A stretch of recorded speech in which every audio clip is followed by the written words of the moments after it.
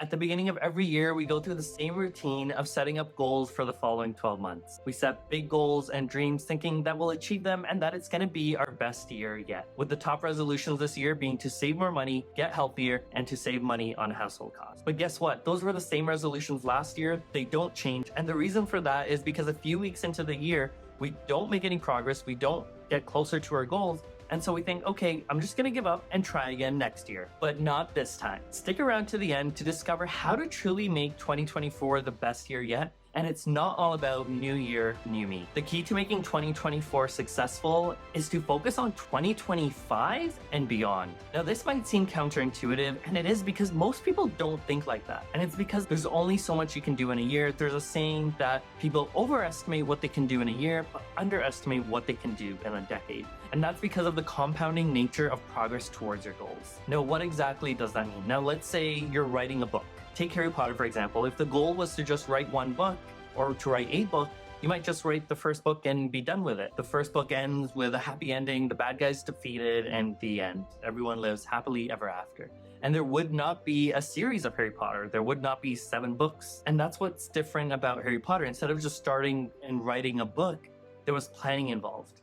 When J.K. Rowling first decided to write a book and write the Harry Potter series, her first step was to create an entire world of witchcraft and wizardry. And the way that was done was by planning for the long term, planning for 7 books, planning for many years to come, instead of just being like, okay, let me write a book in the next 365 days. And that's one of the most important things when it comes to setting goals. You're not just thinking about what's going to happen this year, but what you need to do this year to set the foundation so that you can achieve your bigger goals, your bigger dreams. For example, if I want to make $1 million flipping houses, I can't just go 0 to $1 million in 1 year. I can't be like, okay, my goal is to make $1 million and that's what I'm going to do. I need to start with a foundation. I need to start by flipping one house and then growing from there. And then maybe my goal is in 10 years that I'm flipping $1 million. But there's a house flipper that I look up to. They've got a 8-figure flipping business and they do a lot of coaching as well. And they share stories of how they have entrepreneurs who want to get to their level all within a year. So year 1, they've started to flip houses and they're hiring 10 people trying to grow a business, but then it all ends up coming down because they don't have the proper systems in place. They don't have the proper financing in place. They don't know exactly what people they need to hire. So they just hire a bunch of people that they think they need. Instead, what he recommends is that you start your business and you grow it one step at a time. You hire one person at a time when they're needed. And within 10 years, you'll have an 8+ figure business. There's also another coach. His name is Brandon Bouchard, and he's really well known in the social media space. And he goes on and says that he's got multiple 7-figure businesses that he's building. But the way he builds them is he builds one at a time. And when you're thinking about goals, they are not the end all be all. It's not success or failure if you hit them or not, but it's about the steps that you take to get there. Your goal isn't definitive as in this is exactly what needs to happen in order to be successful. For example, if your goal is to get into the best shape of your life and you think, okay, running is what's going to get me there. But then you pivot and you're like, okay, running actually isn't helping me for whatever reason. So you try something else. You try swimming or yoga or CrossFit and you see that those are actually better for you. But if your goal was to start running, you might have failed that goal. But if your goal was to get healthier and then you had steps on how to get there, then you're actually getting closer to achieving those goals. And while we're talking about goals as stepping stones instead of finish lines, think about if you were building a house. You wouldn't just go out there, start buying 2x4s and bricks and laminate and all the materials you need and just start seeing how they go together. The first step would be you would probably hire an architect and be like, hey, this is the kind of house I want to build, and see what you need for that. Maybe there's a specific type of lot of land that you need to buy for that. And then maybe there's certain permits that you need. So you start creating that list of what you need to do.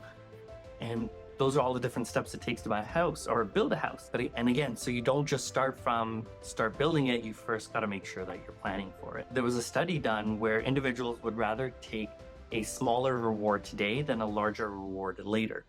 There's a common, test or experiment. It's called the Marshmallow Test, where kids would rather have one marshmallow now than wait a few minutes and have 2 marshmallows later. And I think that really speaks to human nature of where we want results immediately, and because of that, we miss out on the compounding effect. Think about when you're investing your money. You'd rather maybe spend the $10,000 today on a vacation, but instead, if you invested it, that $10,000 could grow to like 20 or 30 or 40,000 in the coming decades.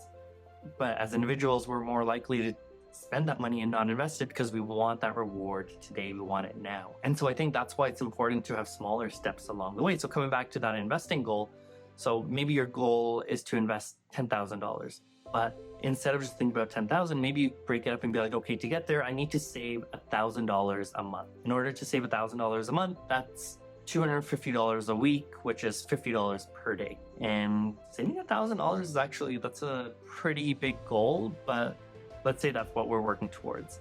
Maybe you start with $20 per paycheck, and then a few months later, you increase it to $50, then $100, and then you grow from there. That's actually one thing that I recommend is start slowly. Start with $5 a day and grow from there. And there's so much negativity out there today about how you can't achieve your goals. I hear about how America has peaked, how we're in late stage capitalism, which basically means we're in the decline. Capitalism is dying, free speech is going away. These are all things that I hear, but that's not necessarily the case. I really think that we hear all this negativity because, one, the media has realized that negativity sells. So whenever you turn on the news or you look at the newspaper or on Facebook and look at articles out there, it's all about negativity because negativity is what gets clicks. And those clicks is how these organizations get paid.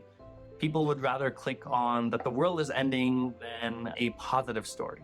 So I think that's important to keep in mind when reading and listening to what's out there, because those things that I mentioned earlier about late stage capitalism and free speech going away and capitalism dying, I don't really think that's the case. And as Abraham Lincoln said, that the best way to predict your future is to create it. And so when we think about that, psychology has found that the people who are most successful are the ones that have high self-efficacy and an internal locus of control. So what does that mean? Self-efficacy is essentially your ability to get something done. Think of it like confidence. So if you have self-efficacy that you can invest, you can save, you can buy a home, then you're more likely to achieve your goals.